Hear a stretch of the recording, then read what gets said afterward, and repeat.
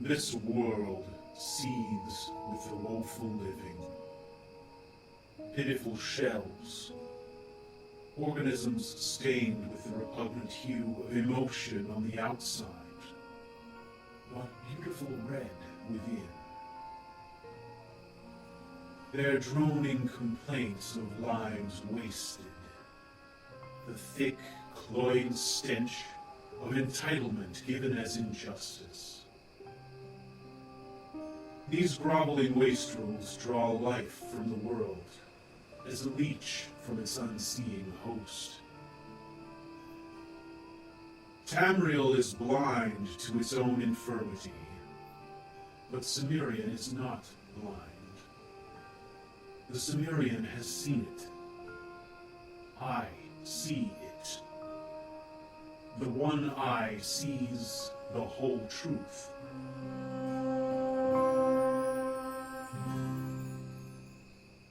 The Dreadfather is displeased, dismayed that Cimmerian might lose control of the prize. Perhaps I am unworthy of the title Cimmerian. Perhaps. The black speaks to me of failure, but the smoke whispers no. The smoke, it fills my lungs and clutches my heart. The smoke remains my companion. My dear brother has occupied my thoughts. The oddity of his presence, his anger, sensations I can scarcely comprehend. He will be removed as the parasite he is. But this is work for another day. This day, I unmake. Renewed purpose, dark of vision and ruthless of hand, tonight I unmake the heretics and paint the world red. Hail, Cimmerian.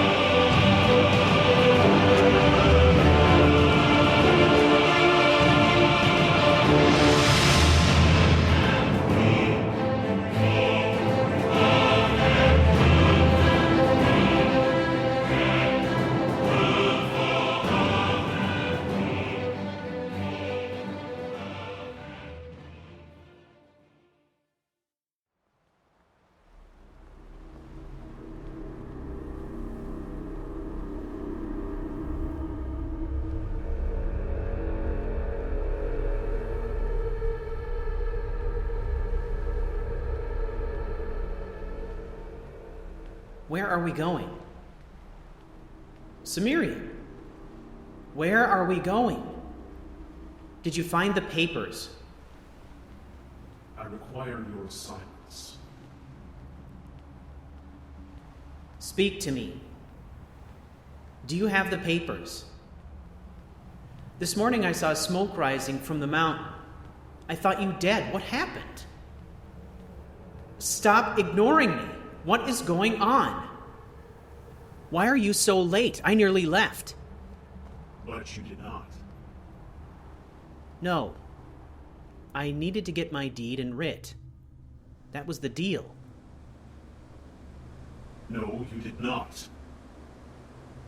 Your precious heart was all aflutter with fanciful affection for my dear brother. Do not attempt to lie to me, Mirabelle. You wear the dishonesty like a crown. What is going on? Who are you? You know who I am. Let's not be coy, shall we? It is a waste of our precious time. I'm the one who slit your sister's throat. Shall I paint you a picture? Why are you doing this? Who is this brother? What are you talking about? Why, Fleet, of course. The mighty Empyrean. Wielder of swords and high ideals, he's come to save all of Tamriel from itself. Surely you've met him. Perhaps you were not paying attention when His Highness stepped before you. Mirabelle, I am truly disappointed. Well, I thought you the cunning huntress. How did you miss the signs? I present you your writ and your deed. I suggest you run back to your Valenwood, lest you become further entangled with us. Tell me what happened on the mountain. How did you do it? Is Elenwen dead? Everyone is dead, my dear. Everyone. Everyone, but how? My brother did not finish the work, but fear not. I'm something of a stickler for detail. As is often the case, it was left to me to clean up the mess, and clean it I did. Thank you for your assistance, Mirabelle. I could not have done it without you. But you said it was about documents. Papers implicating the Thalmor. Did I? Why the crisis of conscience all of a sudden, my dear? Was it not you who took so much delight in the slaughter of an innocent merchant? True, it was not your arrow that took him, but surely you are not pronouncing yourself innocent in the affair. That would be somewhat dishonest, don't you think? Honestly, I cannot divine the origin of the shock I see written on your face. There was a party, filled with important people, wealthy people. I assure you, the wealthy burn just as the poor. By the gods. Whose gods exactly? Whose name do you invoke in this moment, Mirabelle? Tell me, which do you think is listening? No one is listening, Mirabelle.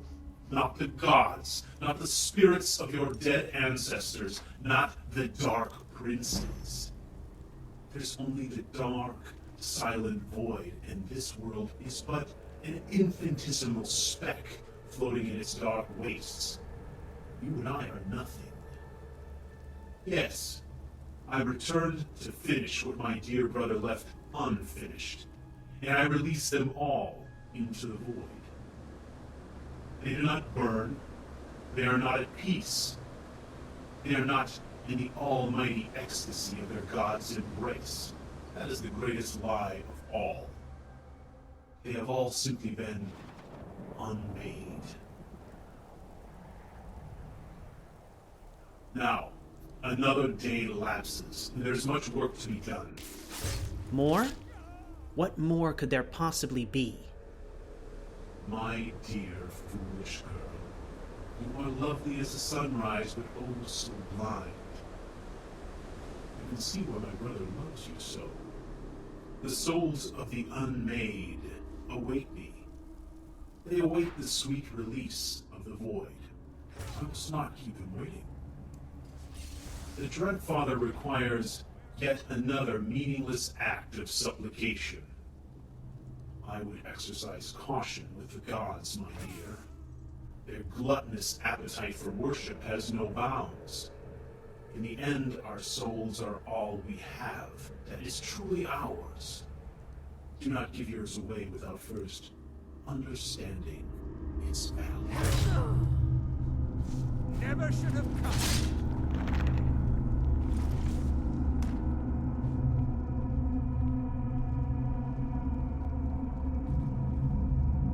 Lost.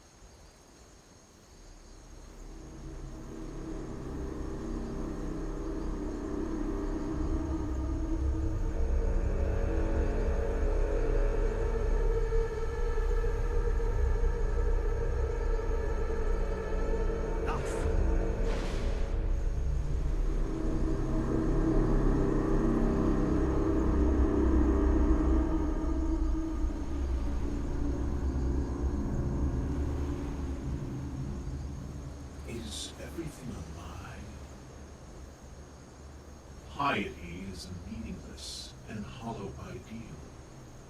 To all, I am a force to be controlled and manipulated.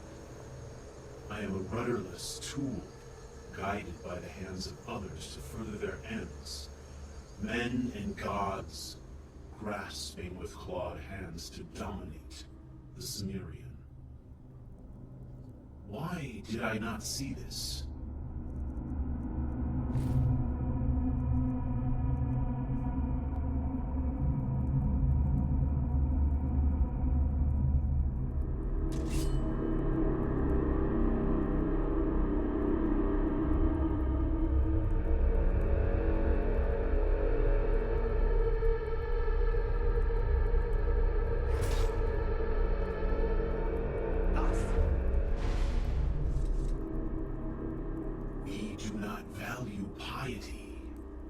Sithis said these very words at our first meeting. What is the place of a priest in a theology based upon gods that do not acknowledge piety or the sacrifices of their most devout?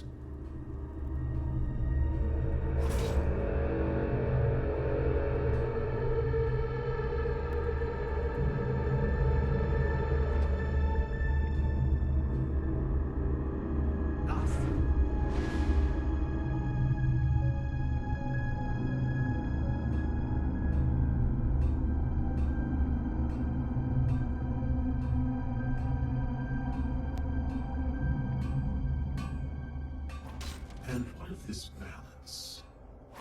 Order and chaos, the swinging pendulum of control, an excuse, a reason to dominate. An empty rationale designed to feed my faith. My brother was right. We are nothing. Even the Sumerian has been deceived. We are a pawn, just as everyone else. The glimmer of control, a fading spark in the darkness of betrayal.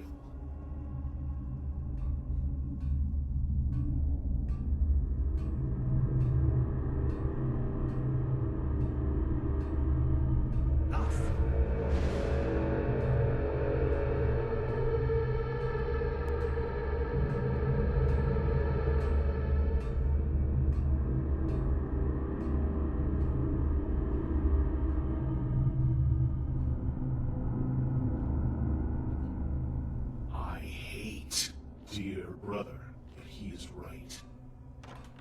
He resists control, so too must I, but even as he faces our slave masters in the light, I will execute them in the dark, slitting the black garret of hatred around their necks.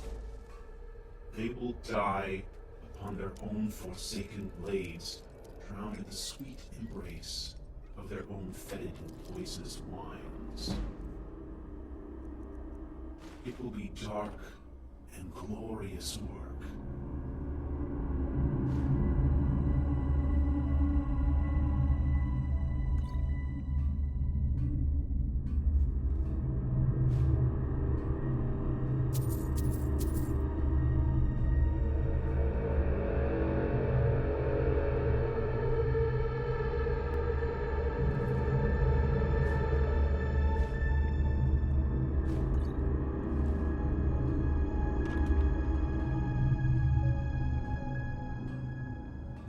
My brother will save these people, pathetic and undeserving as they are. But I shall punish them. None are innocent. All are corrupt. Sithis will get his souls, but it shall not be for his greater glory. If the innocent die, it will be because they stood between Cimmerian and his darkness.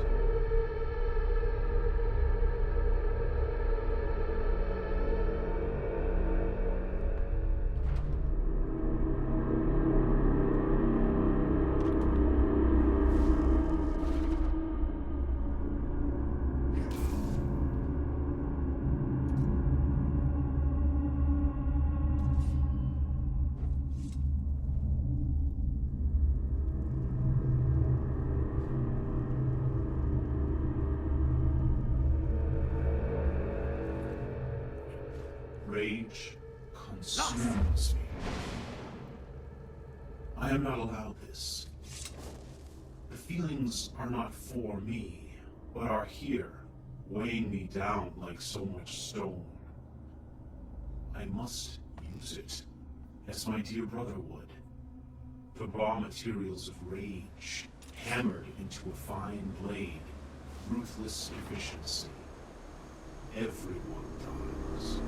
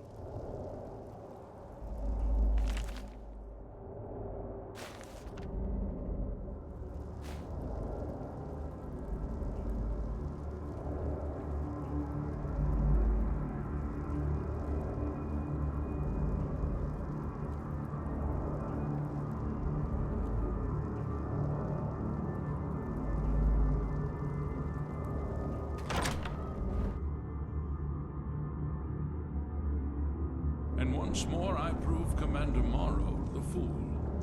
I told him, you can't stop the Dark Brotherhood. Never could.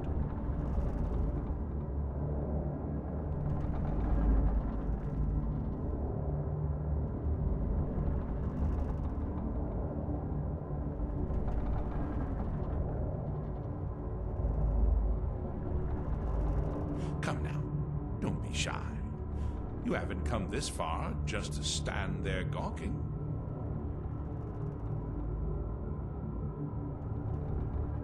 You and I have a date with destiny, it would seem. But so it is with assassins and emperors. Yes, I must die, and you must deliver the blow. It is simply the way it is. But I wonder, would you suffer an old man a few more words before the deed is done?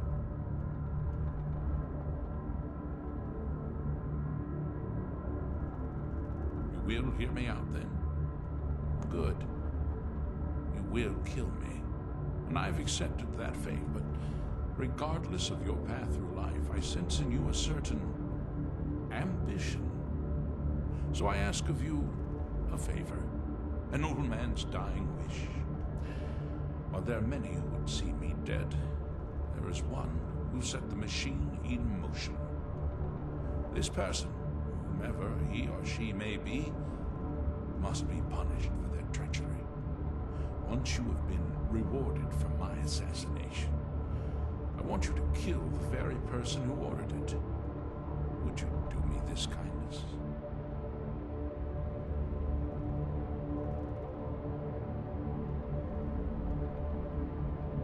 Thank you. Now, on to the business at hand, I suppose.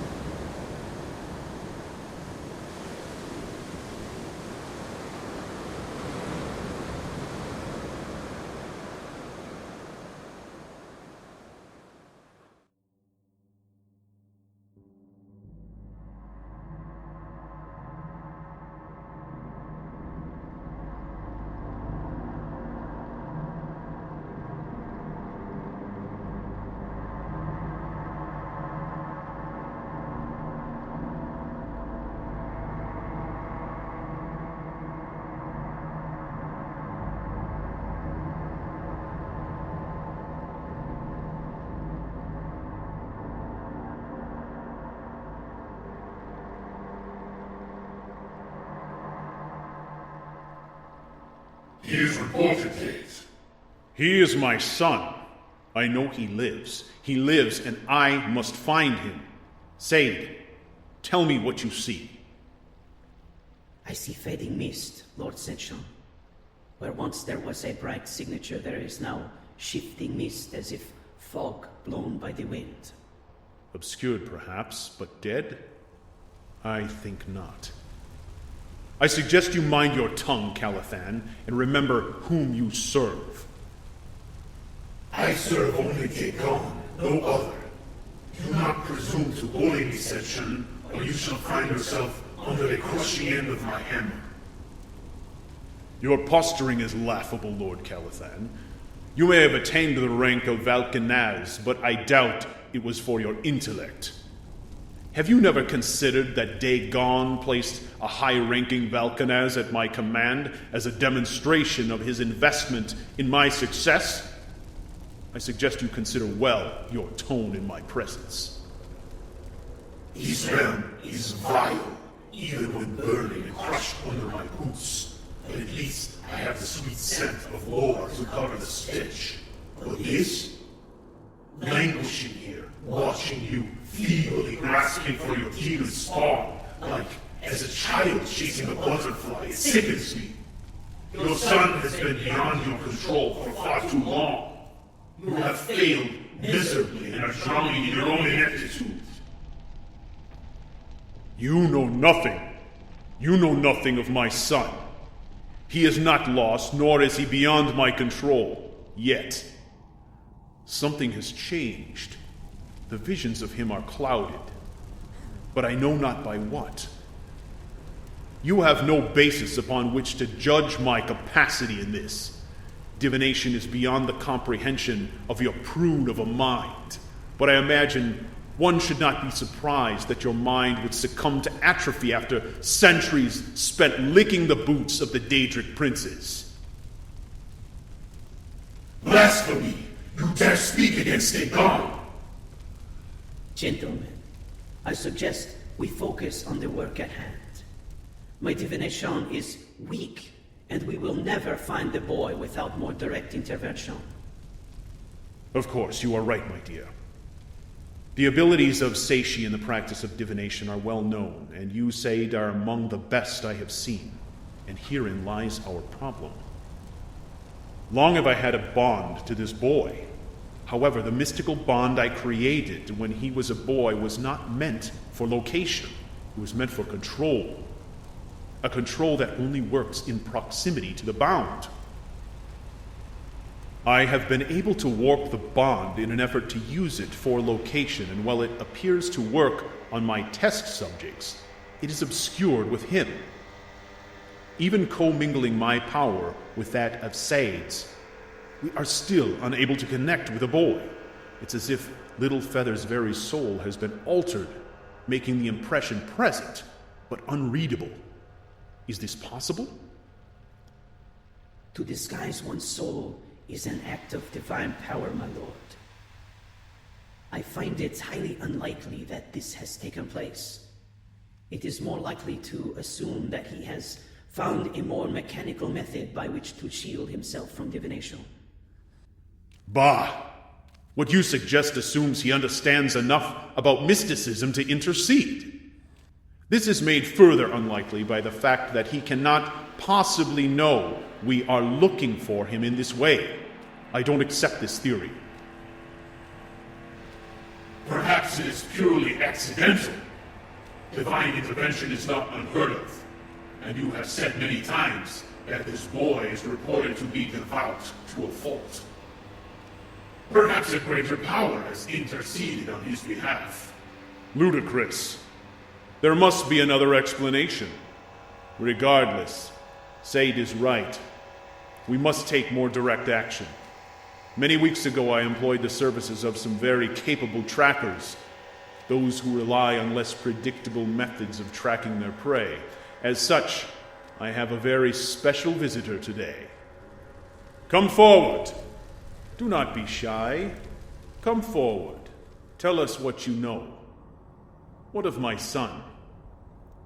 The Dyad one lives. The Dyad one? What is this? Explain yourself. His essence is two. The dyad one lives. One on the outside, but two within. Our eyes see what others do not. He is dyad. Two essences? You mean two souls? Do not play games with me, foul creature, or you shall die here and now.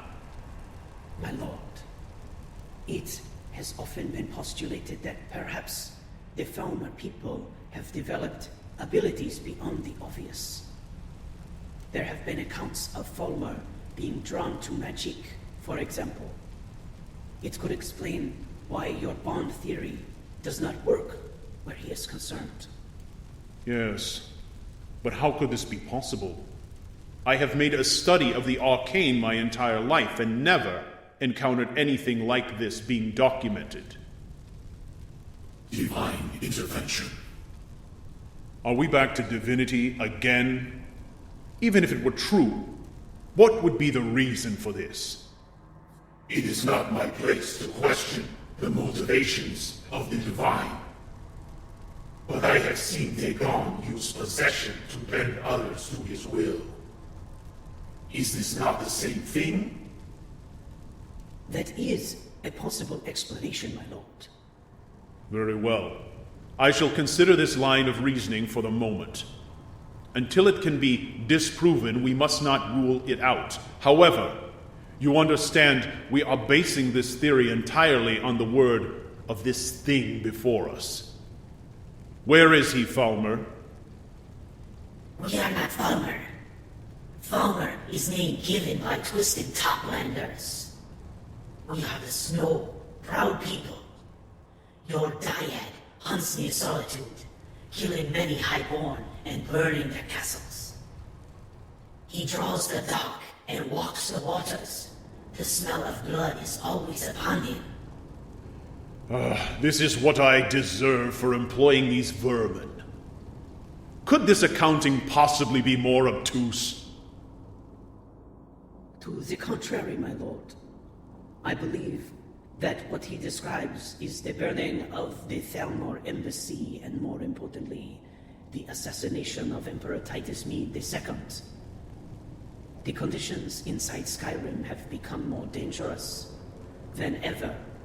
But even so, I have learned that the night before Titus Mede was killed, the Thalmor embassy was burned and everyone inside slaughtered. My informants were unable to determine the status of Elenwen herself, but all indications pointed to a mass slaughter of Thalmor servants and possibly some dignitaries. The following night, witnesses reported seeing a figure walking underwater in the bay below the Blue Palace. As it would happen, the Emperor was killed that very night. It is possible, even likely, that all of this carnage was the work of your son. Magnificent. Simply magnificent. I thank you for your insights, foul creature. Your services are no longer required. My son is out there. My life's work is tied up in him. We were to rule together, side by side. I plan to take this kingdom by force. I am owed this. For so long have I toiled to make Hyrok a strong and vital voice in the Empire. Where there were once 100 kingdoms, at odds, now there are 5, strong, powerful, and ready to act. Now the time has come. Soon this kingdom will be mine, but I must have an heir. There is considerable political power to be given by an heir. Alliances to be forged by the bonds of bloodline. I must have my son back. Lord Calathan, you will take the field. Assemble your forces quietly within Skyrim and begin your search with boots on the soil. Sade will feed you information as it comes available. This is not a mission of destruction. You are not to kill my son.